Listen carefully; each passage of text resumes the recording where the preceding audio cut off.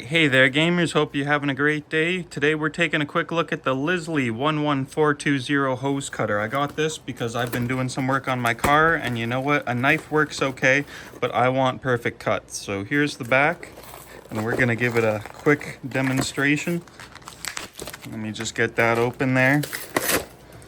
So nice simple tool, it'll fit pretty big hoses, pretty small hoses. Boom.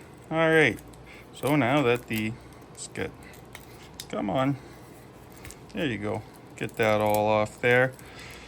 Lots of taping stuff. You know what, that's fine, that's fine. So to demo it, we've got some 3/8 hose line, or fuel hose right here. We're gonna put that in there. Boom, just like that, first try, absolutely perfect cut.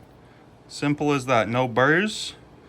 It is absolutely flat, so that's why you get a hose cutter. Just small attention to detail. It was like 30-40 bucks, I think 40 bucks Canadian, but you know what, we're gonna get some nice hose cutting done. All right, thanks everyone, I recommend this. Have a great day.